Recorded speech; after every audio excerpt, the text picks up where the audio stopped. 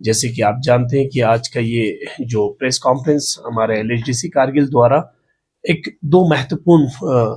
Issue, एक burning issue जिसे कह सकते हैं, कि जहां पर जो बजट जो रिडक्शन और कटलमेंट जैसे कहते हैं कि 2025-26 में अभी हाल ही में जो हमारे फाइनेंस मिनिस्टर द्वारा जो प्रस्तुत किया पार्लियामेंट में, तो उसमें लद्दाख को लेके जो हमारा एनुअली जनरल जो हमारा बजट के अंदर जो उन्होंने कटौती की है उससे रिलेटेड, और इसके बाद हमारा डिजिटलाइजेशन से रिलेटेड ये अहम प्रेस कॉन्फ्रेंस यहाँ पर आज हमने बुलाई है। तो सबसे पहले मैं जो बजट को लेके एक सीरियस इशू जहां पर मैं ये कहना चाहता हूं कि ये एक अनफॉर्चुनेट है लद्दाख के साथ, बिलखुसूस जहां पर हमारा ऑनरेबल एलजी साहब ने, हमारा एडवाइजर यूटी एडमिनिस्ट्रेशन एडवाइजर साहब ने हमें ये आश्वासन, ये वादा दिया था कि जो कि ये जो कटलमेंट जो नहीं होगा, बट अनफॉर्चुनेटली ये हुआ हमारे साथ। तो हम निराश है, बहुत परेशान हैं, और हम विनती करते हैं भारत सरकार से, बिलखुसूस हमारे वित्त मंत्री जो फाइनेंस मिनिस्टर और हमारे होम मिनिस्टर से, हम इससे प्रेस कॉन्फ्रेंस के माध्यम से हम उन्हें बताना चाहते हैं कि जहां पर एनुअल जो बजट लास्ट ईयर हमारा 6000 अप्रॉक्सीमेट जो हमें बजट अलॉट होता था एज फॉर लद्दाख, जिसमें रेवेन्यू एंड कैपिटल जो बजट दोनों इंक्लूड होते थे, इस बार अराउंड 1300 करोड़ रुपीस का जो रिडक्शन जो हुआ, कटलमेंट जो हुआ, ये एक हमारे लिए एक अलार्मिंग जिसे कह सकते हैं कि हमें डायरेक्टली इससे हमारी आने वाली डेवलपमेंट पर इफेक्ट तो होगा। जहां रिवेन्यू, अगर बजट को अगर देखें, रिवेन्यू के अंदर कहीं सारे एलएचडीसी काउंसिल द्वारा यहाँ पर आउटसोर्सिंग जो एम्प्लॉयज को हायर किया गया, उनकी पे को लेके, उनकी सैलरीज को लेके हम बहुत परेशान हैं। देन आफ्टर कहीं सारे जहां पर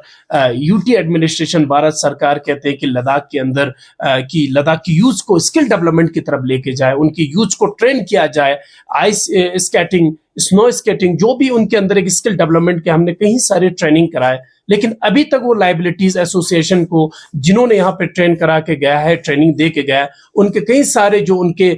जो फीस है वो अभी तक एक लाइबिलिटीज के तौर पे यहाँ बकाया है। तो ये सारी जो चीजें हैं रिकवर करने के बाद हमारे पास कोई सोर्स नहीं है। तो दूसरा जो कैपिटल बजट को लेके कितने सारे डेवलपमेंटल वर्क्स यहाँ पर हो रहे हैं, अधूरा है, कहीं सारे अभी फंड मतलब वो बिल्ड कंस्ट्रक्शन चल रहे हैं, डेवलपमेंट हो रहा है, लेकिन मुकम्मल उनका फिनिशिंग, उनका कंप्लीट नहीं हो पा रहे हैं। उनके सारे बजट्स का इससे पूरा ओवरऑल सेक्टर्स पर,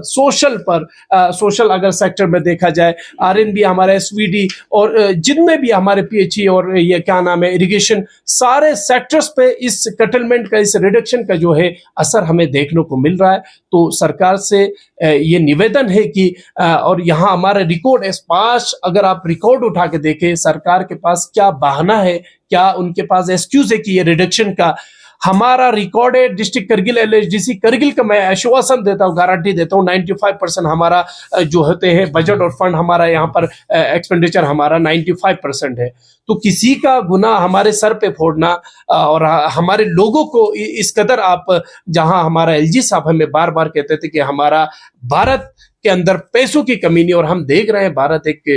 सुनहरी अक्षरों में अभी जो डेवलपमेंट कर रहे हैं, उसमें कहीं ना कहीं हम इंटेंशनली ये हरकत भारत सरकार द्वारा किया जा रहा है, हमें लग रहा है, हमें आशंका दिख रहा है। तो बस बिल आखिर हम सरकार से ये निवेदन करते हैं कि न फकत ये पैसा जो हमारा 1300 का कटलमेंट हुआ, रिडक्शन हुआ, बल्कि हमें उससे ज्यादा अराउंड 6000 जो हमारा करोड़ के उस बजट से भी हाई हमें अभी बजट की जरूरत है, लद्दाख को उस उन्नति तक लेके जाने की। शेड्यूल्ड ट्राइब्स जिसे हम कहते हैं, पूरी भारत के बाकी जितने भी डेवलपमेंटल स्टेट्स है और यूटी से उनके टक्कर तक, उनकी लेवल तक ले जाने के लिए लद्दाख पूरे हिंदुस्तान का सर का ताज, और इस ताज को आज हमें एक सुनहरे अक्षरों में एक उन्नति के रूप में दिखाने के लिए इस पैसे की हमें आवश्यकता है। एक बार फिर आपके माध्यम से मैं वित्त मंत्री हमारे जो निर्मला सीतारामन फाइनेंस मिनिस्टर और हमारे होम मिनिस्टर अमित शाह जी से हम निवेदन करते हैं, प्राइम मिनिस्टर नरेंद्र मोदी जी से हम निवेदन करते हैं कि हमारा ये जो कटलमेंट हुआ है, ये फिर से वापिस हमें, हमारे जो जितने पैसा हमारा कटल